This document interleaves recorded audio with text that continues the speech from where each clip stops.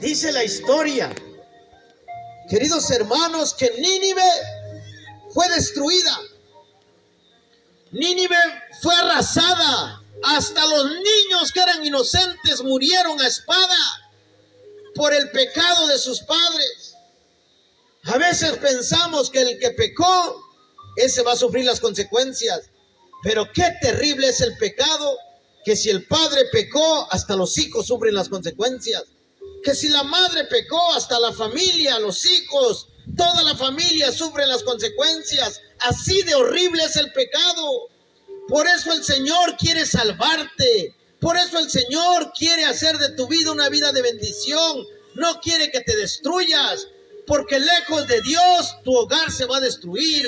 Porque lejos de Dios no vas a tener paz. Porque lejos de Dios no vas a ser feliz. Ni tú, ni tu esposa, ni tus hijos. Date cuenta cómo estás viviendo ahora. Y cómo vivirías si estuvieras con Dios. El llamado para Nínive es el mismo llamado que Dios tiene para ti en esta noche. Quiere cambiar tu vida. No quiere que seas destruido como fue destruida Nínive. Por esos tres pecados. Por el pecado de la indiferencia hacia los que sufrían. Por el pecado de la idolatría y por el pecado de la soberbia, que es la más terrible. Hay gente que piensa que está bien en la condición que está y que no necesita de Dios. Quiero decirte en esta noche, todos necesitamos de Dios. Absolutamente todos necesitamos del Tatik, porque sin Él nuestra vida no tiene sentido. Esta noche quizás le estoy hablando a alguien que ha estado luchando durante mucho tiempo con un pecado oculto. Alguien que ha estado luchando con una doble vida.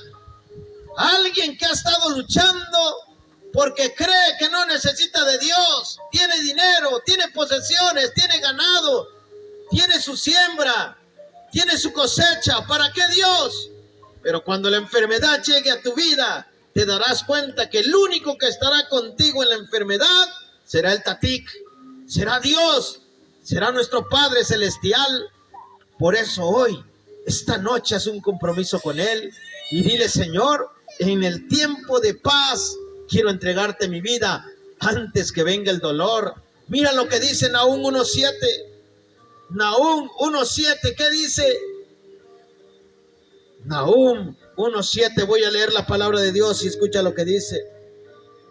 Porque Jehová es fortaleza en el día de la angustia. Jehová es fortaleza en el día de la angustia y conoce a los que en Él confían. Un día a todos nos va a llegar la enfermedad. Un día a todos nos va a llegar la muerte. No somos invencibles, no somos infalibles. Desde el más rico hasta el más pobre, desde el más encumbrado hasta el del nivel más bajo, nos va a llegar la enfermedad. La pregunta es: ¿cómo quieres que llegue la enfermedad a tu vida? ¿Con Dios o sin Dios? ¿Estás contento en la condición de vida que tienes? Ya deja el pecado y acércate a Dios. Deja de vivir una doble vida y acepta el llamado que Dios ofrece. Porque cuando la muerte llegue a tu vida, si no estás con Dios, será terrible. Por eso la palabra de Dios dice, que el Señor es fortaleza en el día de la angustia para la honra y gloria de Dios. ¿Quisieras que Jehová fuera tu fortaleza en el día de la angustia? ¿Quisieras que Jehová fuera tu fortaleza el día que la enfermedad llegue al Tatik? El día en que la enfermedad llegue al Kosh. El día en que la enfermedad llegue a tu esposa, a tu esposo, a tus hijos. El día que la escasez llegue a tu casa, cuando no haya el maíz, cuando no haya el frijol, cuando no haya la comida para ese día. ¿Te gustaría que Jehová fuera la fortaleza en el día de la angustia? El llamado de Dios esta noche es para nosotros que escuchamos la palabra de Dios. Conocí al hermano Joaquín hace algunos años en una campaña evangelística. Y el hermano Joaquín, cuando yo lo conocí, me contó su testimonio. Un día él estaba con unos amigos conviviendo, llegaba a la iglesia. Pero un día se le ocurrió tomarse unas copitas y pasó frente a la iglesia y unos hermanos lo vieron. Ese momento, sin decirle nada, lo desfraternizaron. No hablaron con él, no lo censuraron, no le dieron la disciplina, no siguieron los pasos que se debe dar eclesiásticamente. Y sin hablarle ni decirle nada, borraron su nombre de la iglesia.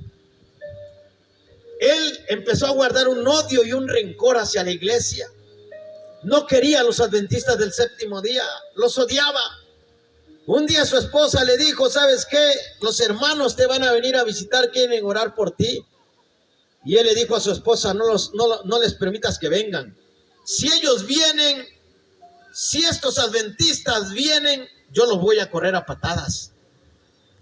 Pero sabes, la soberbia de este hombre era tan fuerte que pensaba que Dios no estaba en el control aún de su vida. Y una mañana, cuando estaba en el corredor de su casa, cayó, así sin ningún aviso, cayó abruptamente.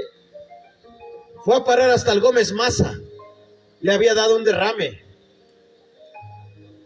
Y los doctores le hablaron a la esposa y le dijeron: ¿sabe qué? Allá afuera hay unas funerarias que están vendiendo cajones. Vaya y busque un cajón para su esposo.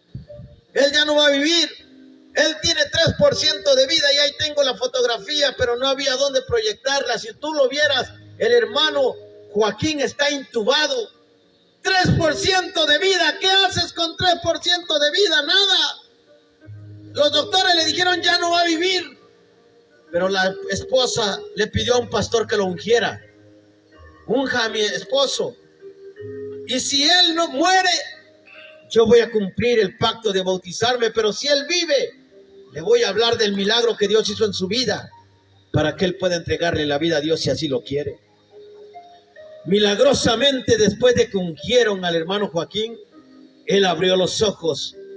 Cuando el doctor estaba mandando a buscar el cajón, Dios decidió que habría una segunda oportunidad para el hermano Joaquín. Y cuando él abrió los ojos y supo que su esposa había hecho un pacto con Dios,